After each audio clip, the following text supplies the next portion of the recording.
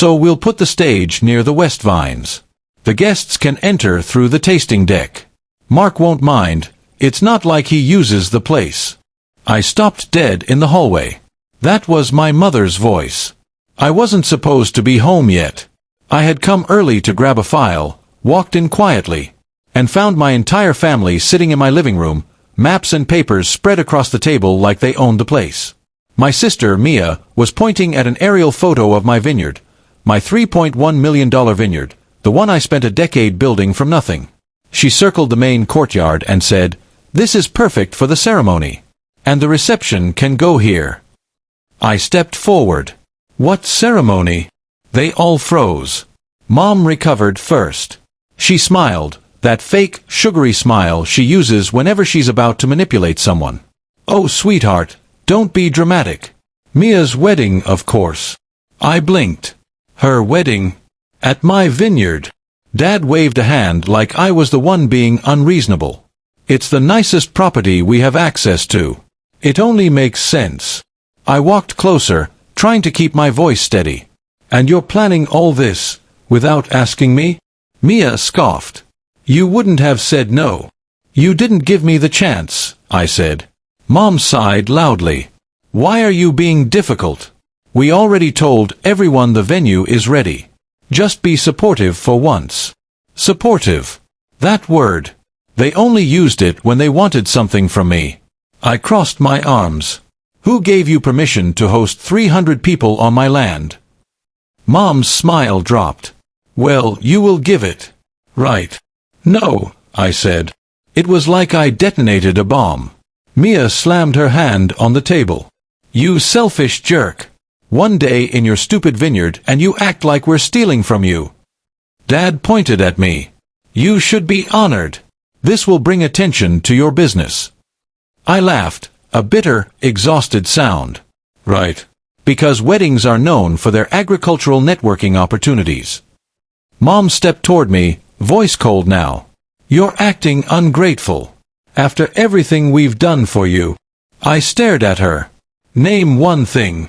She opened her mouth, closed it, opened it again. Then finally, "We're your family.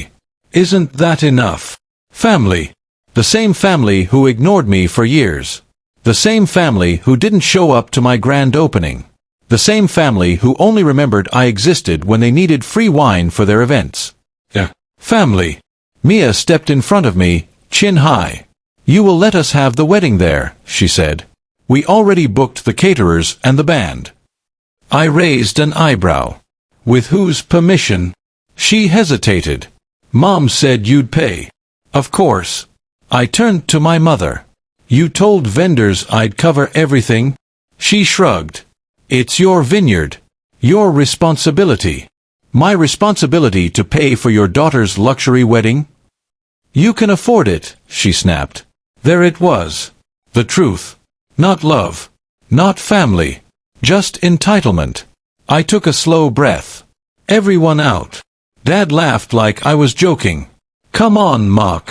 Everyone." "Oh, no." My voice must have sounded different, because even Mia swallowed nervously.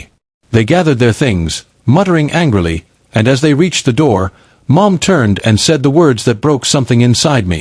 "Fine. If you won't help your sister, don't expect us to show up for you ever again." I stared at her. "You never did."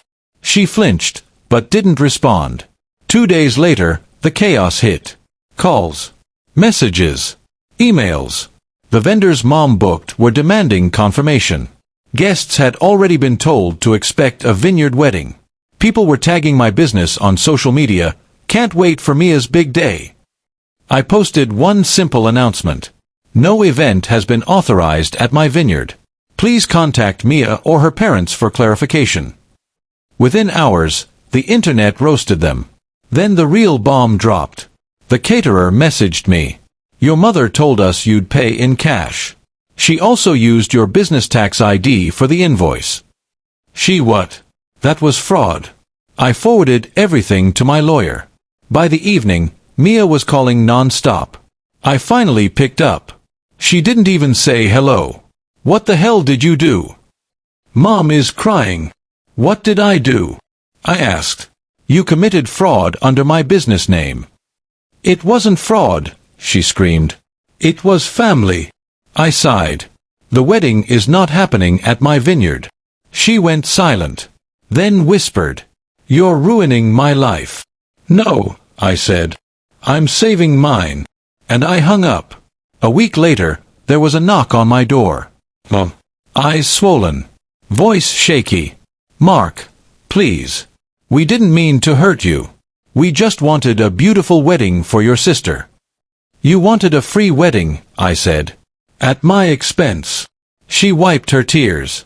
Can we talk? Fix this. I studied her for a long moment. She looked small. Not manipulative. Not commanding. Just human. Afraid. Realizing her grip on me was gone. I forgive you, I said softly. But the answer is still no. Her lip trembled. Are we losing you? I exhaled. No. You lost me years ago. You're just now noticing. She covered her mouth, crying quietly. I walked her to the door. Painful. Absolutely. But freeing. More than I expected. Sometimes the only way to reclaim your life is to stop apologizing for owning it.